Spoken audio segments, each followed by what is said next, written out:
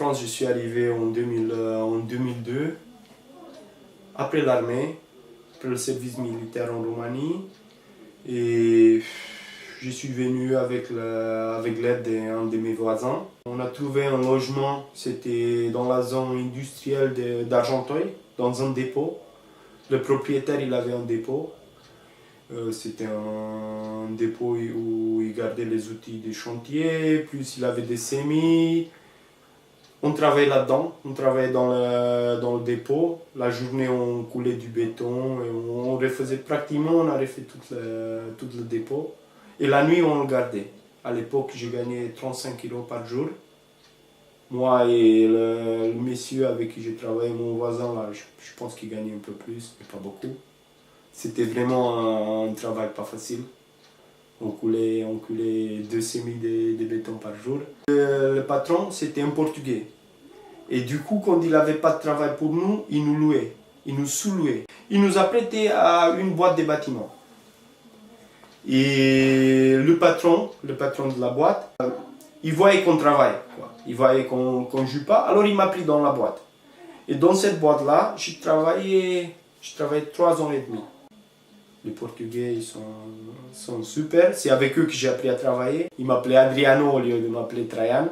Et j'étais obligé à dire que je suis portugais. Ou portugais ou espagnol.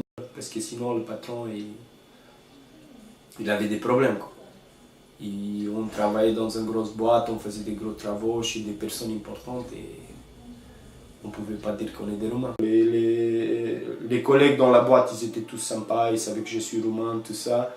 Ils étaient dégoûtés de l'image qui a été imposée par le monde en général. En 2003, ça passait à Huilcarrière-sur-Seine, dans la gare. J'étais avec mon frère, on a été faire la linge. Et à la gare d'Huile, pour traverser, pour passer de l'autre côté où il y avait la laverie, il fallait passer dans un souterrain, le souterrain de la gare. On l'a passé, on a déposé notre linge. Et comme c'était juste à côté, on a dit on ne va pas rester 40 minutes dans la laverie. On se retournait. Et dans le passage là, moi, je suis un fumeur, des fous. Alors dans le passage là, j'ai vu, il y avait 4 messieurs qui fumaient. Moi j'avais mes cigarettes, mais j'ai oublié ma briquette à la maison. Alors quand j'ai vu quelqu'un qui fume, direct, je suis allé, je lui ai demandé un feu. Ils m'ont donné un feu. Ils m'ont laissé, j'ai fait quoi, 20 mètres, et il fallait que je prenne à gauche pour sortir. Et du coup, j'ai entendu police derrière moi.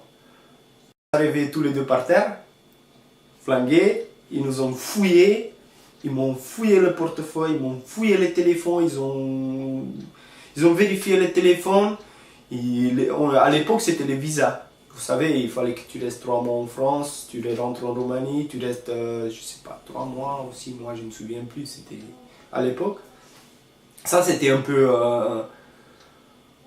frappant, quoi, parce qu'on n'a rien fait. Et après, je suis sorti mes gants et je l'ai montré mes mains. J'avais les mains toutes coupées et tout. J'ai dit, écoutez, moi, je ne suis pas là pour voler, hein. Moi, je suis là pour travailler. Je suis venu parce que j'avais rien à faire en Roumanie. Je pouvais rien faire. J'avais 20 ans. J'ai finissé l'armée, j'ai eu juste le lycée et je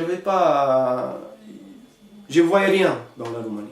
À part de faire de l'agriculture, d'être embauché dans une petite société, à gagner 100 €, 150 €. C'était pas mon but. Ici, grâce à Dieu, j'ai bien gagné. Alors j'ai eu un peu d'argent de côté.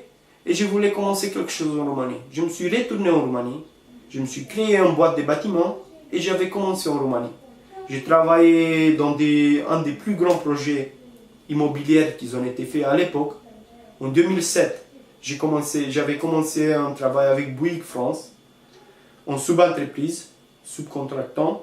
On a fait le plus grand quartier résidentiel de luxe de la Roumanie. J'ai eu des ouvriers roumains, la plupart d'entre eux, ils étaient des jeunes, ils n'ont pas eu de qualification, je l'ai fait la qualification, j'ai pris des gitans, ceux-là qui étaient des jeunes quoi, qui n'avaient pas d'espoir, qui n'avaient rien. Je les pris, je les ai embauchés, je les fait leur cas de travail, je les fait tout. Je suis même fier de ça parce qu'il y a maintenant des gars qui travaillent, ils travaillent et je sais qu'ils travaillent, ils font toujours la même chose, hein, les choses que je les ai appris, le placo, et je sais qu'ils font ça grâce à moi, ils s'en sortent bien, hein.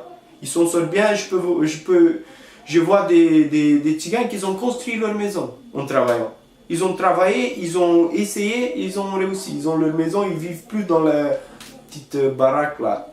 Après en 2008, on a eu la crise elle est tombée, du coup les banques ils payaient plus. Les chantiers, ils étaient payés par les banques. Et je me suis trouvé au final avec rien qu'un seul chantier, 23 000 euros de pertes. Alors j'ai été obligé de déposer le bilan. Je me suis endetté pour payer mes ouvriers, parce que mes ouvriers aussi, ils ont des familles, hein. Ils ont eu des familles, il fallait que j'en les paye. C'était juste avant Noël. Et je me souviens bien que mon Noël, je l'ai fait avec 35 euros, moi et ma femme. Je suis venu ici en France, heureusement que j'ai eu des contacts. J'ai eu des contacts anciens, plus des amis que je l'ai fait au Bucarest. Les ingénieurs avec qui j'ai travaillé et tout ça, on a resté des amis. J'ai commencé à travailler aussi encore dans le bâtiment. Je me suis trouvé un logement à Argenteuil. Sur Paris, je suis là depuis 4 mois. C'est grâce à mon nouveau job. Je viens d'être embauché, il y a 4 mois, je suis embauché manager dans un hôtel ici. Et ça marche. Ça marche, j'espère que ça va aller mieux. J'espère que ça va aller mieux pour tous les Roumains qui sont en France. Parce que c'est pas facile. C'est pas facile parce qu'ici, il y a un peu la bureaucratie encore, ici. Bon, c'est les papiers des Français. Les Français, toujours, ils sont avec les papiers. Le plus dur, c'est pour faire la base. Pour faire la base des papiers et tout ça, c'est le plus difficile. Parce qu'ils demandent beaucoup de choses, ils demandent beaucoup, ils ne reconnaissent pas rien que pour faire un compte. Un petit compte, de rien du tout. Tu vas à la poste, dès que tu les présentes la pièce d'identité humaine, ils ne veulent pas. Je suis allé à la poste, la première avec la promesse d'embauche, ils ont refusé direct. La deuxième, je suis allé avec le contrat de travail, avec la fiche des pays. Avec qu'est-ce que j'ai encore? Promesse d'embauche, tout. J'ai mis tout le dossier avec tous mes papiers que je l'ai ici. Je suis allé à la poste, ici à côté. Et ils ont refusé. Quand ils ont vu la carte d'identité roumaine, ils ont dit oh non, on ne peut pas vous faire. Du coup, je suis allé à la banque. Les banques ils m'ont fait sans problème. En ce moment, on est dans un grand projet là avec le patron, avec mon propriétaire, avec le propriétaire d'établissement où je travaille, l'hôtel. Et on veut faire le coin des rencontres des Roumains en Paris. En fait, c'est un coin pour tout le monde, quoi. Pour la diaspora, pour les étudiants, pour les ouvriers. Ceux-là qui ont envie de manger un bon bouffe, boire un bon palinka et être tranquille, quoi. Être chez eux. Être chez eux en France. Aussi pour les Français. Aussi pour tous les Français qui veulent découvrir vraiment les traditions roumaines. Ça va être spécifiquement à Mureș, avec beaucoup de bois, beaucoup de chaînes massives, beaucoup de chaleur qui vient de la cœur, et du slanina, du palinka, du sarmalé, du salate, de tout ce que vous... Nous, quand on rentre, chacun il emporte des saucissons, du palinka, du tout. Et on fait une petite fête entre nous. On se voit, on fait une petite fête. Alors, le propriétaire, il est tombé comme ça, sans avertissement, dans une petite fête comme ça. Alors quand il a vu, il a dit, vous quand vous faites la fête, vous êtes vraiment... vous faites la fête quoi. Et quand il a vu ça, il m'a dit, écoute, ça c'est... Parce que vous avez la chaleur, vous avez... Entre vous, vous êtes... quand vous faites la... Vous pensez pas comment tu peux l'arnaquer l'autre, quand t'es là, t'es décontracté, t'es bien, t'es avec la famille quoi. Je vais montrer la vraie face de la Roumanie.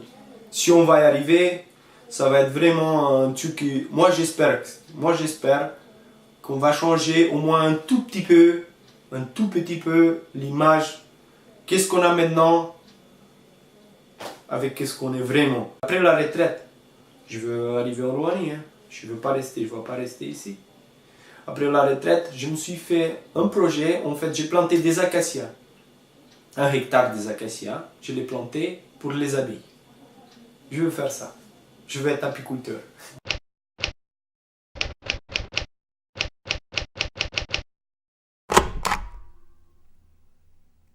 Români, treziți-vă!